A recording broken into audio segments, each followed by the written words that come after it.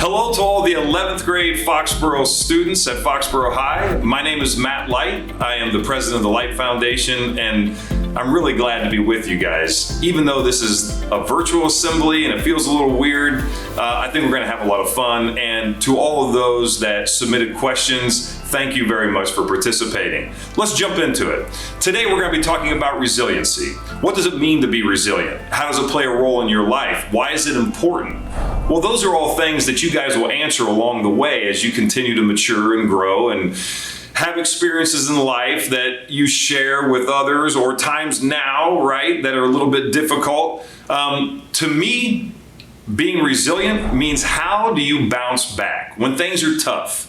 When things didn't go the way you wanted them to, when you can't go to school, when you can't be around your friends, when, life takes a big turn and throws you a curveball, how do you respond? Well, you'll be fine if you keep in mind that every one of us has a very difficult time every now and then, right? It's not always perfect.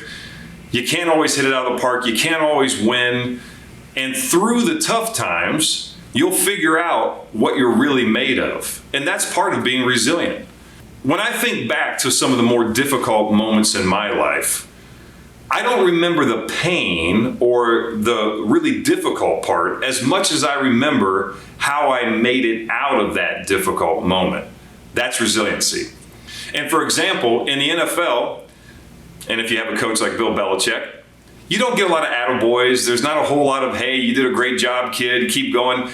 It's very difficult at times. And when you make a mistake on the field and you let your team down and you feel like, gosh, I don't even know if I really belong here, I deserve to be here, and you start feeling the weight of a tough game or a tough moment, you have to be resilient. You have to be willing to put in the hard work and try it from a different angle and seek help and ask for advice. And if you do those things, you'll be so proud of what you have accomplished. It served me really well, whether it was in the National Football League or through my businesses or just kind of in life. I battled Crohn's disease, and it's been a tough learning lesson for me. But again, it's been something that I look back on and I say, you know what? If I didn't go through those moments, would I be the guy that I am today? Right? Did the lessons that I learned in the toughest moments serve me well? The answer is yes. That's resiliency. And right now is a difficult time for so many of you. Your routines are upended. You're not around your friends the way you'd like to be. You can't go to school and take part in the sports programs and the things that you guys love. And you're going to have to find a way to set yourself up to be able to hit the ground running when things get back to normal. And one of the things that I think about in times like today is that you have a decision. You can dwell on the negative and what you can't do and what isn't happening and how down you may be considering all the things that are happening today, or you can be somebody that turns this into a positive. Do everything you can right now to set yourself up for success down the road, because we know that it's coming back. We know that things will get back to normal, and our attitudes are what really fuel us to do greatness, right? If we dwell on what we don't have, if we dwell on what we can't do, we won't get anything done. But we take that idea of being resilient, being positive, being somebody that's willing to put in the work and bounce back from all the adversity.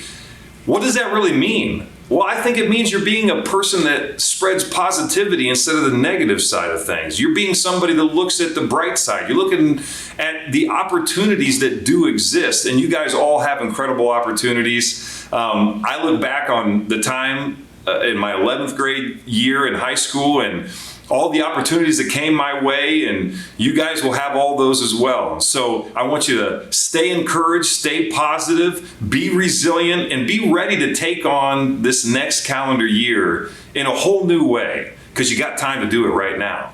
With all that said, it's time to jump into some questions. So we'll start with this one.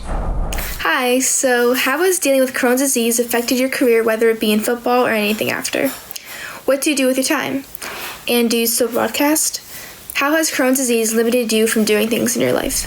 All right, Megan, those are great questions. And, I'm going to really zero in on the Crohn's question because that was a really scary time in my life. And I had to really educate myself as to what is Crohn's disease. I'd never heard of it. How do I deal with it? How is this going to affect, my livelihood, my position in the NFL, and so many other questions. And, the pain of dealing with certain diseases is definitely tough. And for some people, it was far worse than what I've battled. I went through a major surgery. We won one of our Super Bowls. The next thing I know, I'm in a hospital. I'm going through a very, very difficult time. Doctors said I may have to live with a bag for the rest of my life, and that's a daunting situation that you find yourself in. But as we're talking about how you bounce back and how you deal with adversity, for me, I said to myself, what can I do? Again, not focusing on what I can't do, but what can I do? So I educated myself as to, the different forms of Crohn's, things to avoid, how I can live with it, what steps I may need to take as an athlete to help combat it. And through a whole bunch of help and support from doctors and people in our training room and everywhere else, really, that threw a lot of advice my way, I was able to figure out how I can best navigate the day-to-day life of dealing with Crohn's. And there were a lot of ups and downs. There were days that I said, why? Why me? Why does this have to affect me? But I also learned a lot of lessons, and I learned a lot about myself. And so keeping a positive attitude, knowing when to seek extra help, because there were times that I was a little bit stubborn, and I needed to have an extra push. And that's where great people in your lives play a major role. So as I tell my kids, don't get stuck looking at video games and doing social media all the time. Develop those really good relationships, because you never know when those are going to prove to be really important. Did you ever think about quitting? If so, how did you convince yourself to keep pushing? Was it worth it to keep going forward? Is there something someone said to you throughout your career that you will never forget and is memorable to you? Well, McKenna, great question. Did I ever feel like quitting? Gosh, if my parents were here answering this for me, they'd say maybe every other day. And I think that some people put on a front that says nothing affects me. I mean, I'm not going to be bothered by this. And I was one of those people that tried to make it seem as though I wasn't affected by what coaches said. I wasn't affected by what some of my teammates said.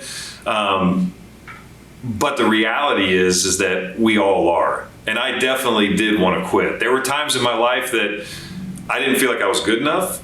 I didn't feel like I'd ever be good enough. I felt like I was letting my team down. I felt like, I wasn't able to keep up.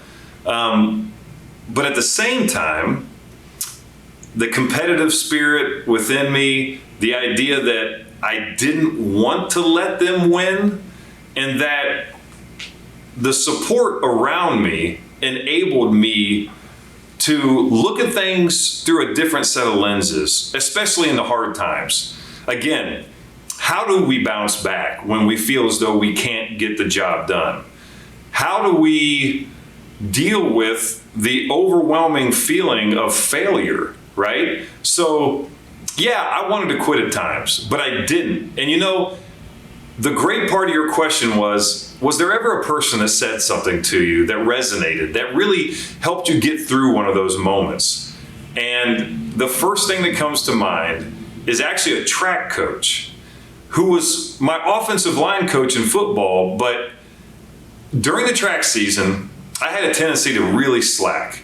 And I will never, ever forget where I was and when it happened, that he pulled me aside and he said, hey, you think you have all the answers. You think you're going to be great. You think you're going to go on to do all this great stuff. But I'm going to tell you right now, son, the way you're acting, you'll never make it anywhere, because you think you have all the answers and you think you don't have to work as hard as I know you will. And it may sound really harsh. And at the time, I probably didn't appreciate it at all. But it stayed in my mind. I kept hearing it over and over again. And then I'd see the people around me that were working really hard, that were fighting through a lot of adversity, and were being told some of the things I was told, like, hey, you're screwing up, kid. You need to work harder. But I used that as fuel to get me through some of those tough moments. So even in the midst of what you think is a harsh comment or a coach getting on you, think about why. Why would that coach say that? Did that coach really want me to fail? No. He was always in my corner. He was always somebody that was there for me. And did I need to hear that? Most definitely. It served me well. And those are the moments, again, if you keep a positive attitude, a great work ethic, and you're really trying to do your best, you'll pull through and it'll serve you well. Hi, Mr. Light. My question to you would be, as a teenager, what obstacles did you face? How did you overcome them? And who helped you overcome them? Well, Kate, we may be here for the rest of the day because I had a lot of obstacles I had to overcome. I grew up in a very small town, and I don't think I really thought much beyond what I was doing the next hour or the next day, maybe. And so I found myself digging a lot of holes. It was grades at one time were a problem, and my mom taught in our school system for 35 years. I couldn't get away with anything, yet I found a way to always set myself up for failure because I wasn't planning. I wasn't planning for success, for sure, and I really wasn't planning much beyond what was right in front of me. So I had a lot of bumps in the road. But, I'm very fortunate and very rich in the people that have influenced me. It was aunts and uncles, and it was spending time with my grandmother who said to me quite often, Matthew, I may be the only person that's in your corner right now, but at least you know you have one, right? And my faith got me through. I grew up in a church that surrounded me with a lot of love, a lot of compassion, and a lot of forgiveness. And so, I think if you think about life through that lens, those people that influence you, those people that push you, those people that say, you know what, you may have screwed this up, but I've been there too. And that forgiveness piece is really important. And I want you guys to think about that as you're dealing with some adversity or moments in your life that have been really difficult. Can you forgive yourself? Because sometimes you have to forgive yourself. And I've had to do that personally too. And it's all part of the idea that none of us are perfect. And we're always going to have things we have to fight through. So continue to fight, continue to latch on to those people that are really important in your lives, whether it's your faith or your friends or what's real. And we talk about the Life Foundation real all the time. What does real mean? Well, for us, it's being responsible, ethical, accountable, and when it's all said and done, leadership. In some way or another, we're all asked to step up. So keep a positive attitude, keep those around you, keep your faith, and you'll always do well. My question for Mr. Light is, because so many people look up to you, does that make it easier or harder to bounce back from failure? All right, Jordan, it's a great question, and I got to tell you that I don't really ever think about people looking up to me or putting me on a pedestal or the celebrity that comes with, football or fame or whatever that is, right? I've always looked at myself as just another person working really hard and trying to do my best and enjoying what I've had and feeling very blessed for my opportunities. But I almost look at it from the other side of the spectrum, right? I have been given so much. So what am I going to do with that? And again, that's part of my faith. That's something that my grandmother told me all the time. I thought she came up with it, but it actually is a lot bigger than my grandmother. And that is, to whom much is given, much is required. I've been given so much. And I've worked really hard for it. And I've enjoyed, all the lessons I've learned along the way. But what am I going to do now? And for me, the weight of people maybe coming to me and seeking my advice or asking me for help is actually something that I feel really empowered to not just focus on and be there for them, but to try to find a way that, I can do it with as many people as we can. And so I get energized by working with people and seeing them succeed and having success. And that really is the essence of what we do at the Light Foundation. We like to develop programs that kids engage with and they get excited about. And then we see them have success and fight through things and learn things. And we get to do it together in creative ways. And even having a conversation with you all, even though it's virtual, gives me an insight into what you're thinking and how you're feeling. And so there's a lot of reward that comes with that. And I again, have had to fight through a lot, and I've screwed it up as many ways as anybody could possibly screw it up. So if I can share some of the ways that I've had to learn some of these life lessons and it's able to benefit someone like you or your classmates or whoever else, then I know I'm doing my part, and what's been given to me, hopefully I can give back in creative ways. What is the big difference between writing a problem out in life versus addressing it right away? And then to follow up that question is, when is it appropriate to do either of so? So like, when is it appropriate to address a problem right off the bat, or when is it appropriate to kind of let it die down over time and just let the problem fade away? Well, Dominic, that's a great question. And your question is pretty deep, and it's kind of hard to answer based on not knowing the exact situation. But I can tell you this: if you listen to your heart, if you really ask yourself, what is the problem that I need to solve, and what is the best way that I can accomplish that, then I think what you'll get to is you'll start to understand, how do I get a positive outcome versus making something worse? And I think that may be at the heart of your question. If I take on a tough situation head on and deal with it today, are you doing that to make it better? Or are you doing that just to let off some steam, right? I found myself in situations where I didn't really need to say something. I really didn't need to deal with that problem, because in reality, I should have just realized that person was just having a bad day. Or I knew they were going through something, or I knew that I instigated a little bit. They may have taken it too far, and I just wanted to get some steam out, right? I just wanted to make myself feel better. I really didn't need to address it. But on the flip side, there are times where you get really hurt by something, and you really do need to go have a conversation, because if you don't, it's going to eat away at you and eat away at you. So the situation is different for everybody. I think you have to listen to your heart. You have to do what's right and not just do what makes you feel good. And that's the situation I found myself in the past, like I noted. And when it's all said and done, I think for the most part, when you do sit down with somebody and your goal is to make something better, even if they're not really willing to accept it at the moment, in the long run, it'll always work itself out. My question is, how do you avoid dwelling on a mistake made in a practice or a game while still learning from it? All right, Joe, look, you're talking to a guy that has perfected how to kind of bounce back and be resilient whenever a practice didn't go the way it should have, or a game didn't go the way it should have. And your question on how do you move past that, and how do you kind of put that in the rear view and keep moving, is a great one, because too often we do dwell on things that are negative, and it really affects our future performance, right?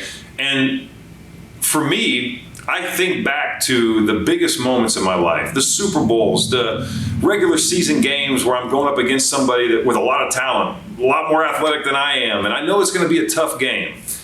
And the one thing that brought me comfort every single time is if I put in everything I had during that week of preparation. Not that that week was perfect, not that every one of my snaps and all of our practice reps were great, but if I did everything I could to prepare and plan in the film room and on the field, then when it came time to go out and perform, it was real easy. I said, hey, I've done everything I can.